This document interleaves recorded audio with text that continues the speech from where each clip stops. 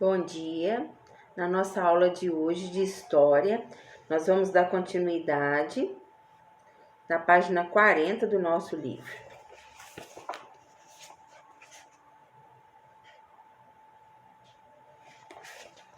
Descendentes dos povos nativos, hoje. Acompanhe a leitura aí. Desde 1500, com a chegada dos povos europeus ao território, que hoje corresponde ao Brasil, os habitantes nativos, que hoje chamamos de indígenas, sofreram uma redução enorme. Os que chegavam traziam doenças desconhecidas entre os nativos, para as quais não possuíam resistência, como a gripe e o sarampo. Além disso, se apropriavam das terras indígenas e atacavam e escravizavam seus grupos. Então, o que está dizendo aqui? Que os povos que chegavam, né, nas terras indígenas, eles traziam com eles assim algum tipo de doença, de vírus, né? E contaminavam os indígenas que não tinham resistência, né? Eles não tinham anticorpos, né, para combater esse tipo de doença. Então, muitos deles morriam, né? Não tinha vacina naquela época, né? Então, foi tendo uma grande diminuição, né, no número de indígenas. Continuando, no próximo parágrafo. Hoje, os grupos indígenas mais tradicionais ainda praticam muitos costumes dos nativos do passado, como a caça, a pesca e o cultivo de roças de subsistência. Então, quer dizer que é mantido, né, essa tradição, esse costume até hoje, né? Ainda hoje é comum a divisão de tarefas entre homens e mulheres. Os homens caçavam e pescavam, caçam e pescam para obter alimento, enquanto as mulheres cabe cuidar da roça, onde plantam milho e mandioca, cará, batata doce, etc. A terra pertence a todos os habitantes da aldeia e não há diferenças entre as moradias.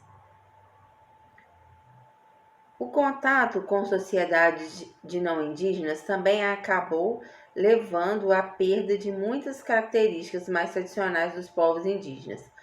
Mas, apesar dessas perdas, há cerca de 40 anos começou a ocorrer um aumento das populações indígenas no Brasil, com maior valorização dos seus costumes e hábitos culturais e mais respeito pelos seus modos de viver. Então, aí embaixo, né, a gente vê uma foto, né, das crianças indígenas brincando, né, também gostavam de se divertir com brinquedos e brincadeiras que elas mesmas construíam. Brincavam no rio, nas áreas ao redor da aldeia, gostavam de brincar de perna de pau, de futebol. E aí embaixo tem uma outra foto, né, atualmente. Em quase todas as aldeias do Brasil há uma escola indígena, na qual as crianças aprendem a contar, a ler e a escrever em português e também em suas línguas nativas.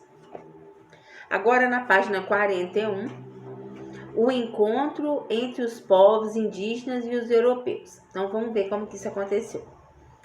No início, os primeiros contatos entre os europeus e povos indígenas foram pacíficos.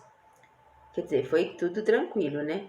Principalmente porque os europeus negociavam com os nativos a troca de pau-brasil, por objetos como machados, adornos, utensílios de metal, etc. Então, eles faziam uma troca. Os índios davam para eles o pau-brasil, né, que era uma árvore, né, que era extraída uma tinta, né, que produzia uma tinta para tingir tecido, né, roupa. E os europeus davam para eles machados, adornos, utensílios de metal, né, ferramentas, essas coisas. Os indígenas derrubavam as árvores e as levavam para a praia, armazenando-as em feitorias, construções erguidas para esse fim. De lá, a madeira era embarcada nas caravelas. Então, era um tipo de embarcação, né, caravela, tipo de barco. Em algumas ocasiões, os europeus se aproveitavam das rivalidades já existentes entre os diferentes povos para conseguir fazer alianças com alguns deles. Por exemplo, quando os franceses tentaram fundar uma colônia na região onde hoje é o Rio de Janeiro, contaram com o apoio dos Tupinambá, porque esses eram inimigos dos Tupiniquim, que apoiavam os portugueses. Mais tarde, quando os europeus precisaram de trabalhadores para suas fazendas, como as de cana-de-açúcar, eles passaram a caçar indígenas para escravizá-los. Então, os índios também foram escravizados. Então, aqui embaixo tem uma figura. Nessa figura, o artista observou a prática de escravização dos indígenas do Brasil. Olha só eles aí, tá? Na época dos portugueses. Negociante contando índios. Olha só, eles eram vendidos também. Muito triste, né? Aí, vocês viram a folha. Aí, vocês vão fazer as atividades da página 42 e 43. Mas aqui em cima, na página 42, que tem um resuminho dessa unidade que eu vou ler agora aqui para vocês. Nessa lição, você estudou os seguintes itens. As pinturas rupestres foram feitas pelos primeiros grupos humanos. Olha só que a gente estudou isso, né? Aquelas pinturas que eram encontradas em cavernas.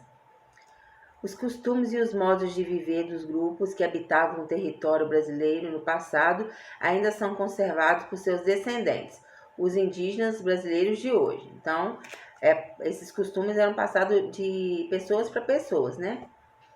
Quando os europeus chegaram nas terras que deram origem ao Brasil, os povos que aqui viviam eram seminômades. Praticavam a pesca, a caça, a coleta e o cultivo de roças de subsistência. O que era seminômades, então? Eles se fixavam por um tempo em determinado lugar, depois eles mudavam, né? Mas eles ficavam um bom tempo ali plantando e colhendo. Os povos indígenas influenciaram muito a cultura brasileira na língua, na culinária, nos costumes, nas festas, nas lendas, etc. Os povos indígenas são diversos e cada um tem a própria língua e seus costumes, mas todos têm algumas características comuns. Então, para responder essas atividades, vocês vão ter que voltar aqui, dar uma lida nesse capítulo, né? E começar na página 34, na lição 3, os primeiros habitantes do Brasil, tá?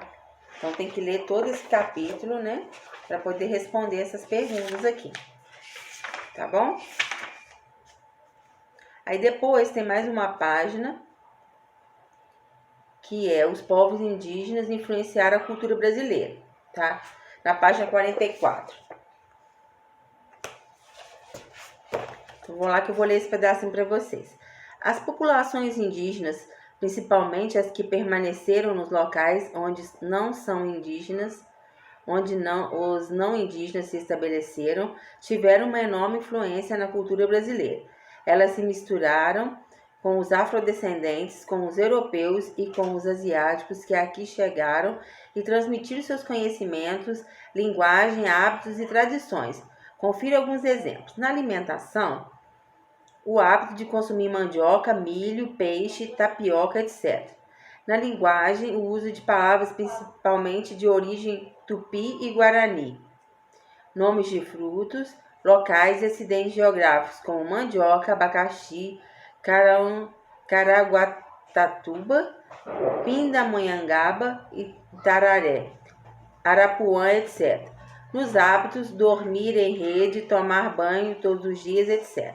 Então, aí tem uns desenhos, ó, tem desenho da mandioca, do milho, da tapioca, né? Deles tomando banho aqui no rio, deles dormindo em rede. Então, aí depois vocês vão fazer a atividade da página 45, tá? Aqui, ó. Eu li essa página aqui, vocês vão fazer essa outra atividade aqui, tá? Mas aí a gente vai marcar lá no e-mail, tá? Direitinho. Qualquer dúvida, pode mandar uma perguntinha, tá? Então, até a próxima aula de história. Fiquem com Deus.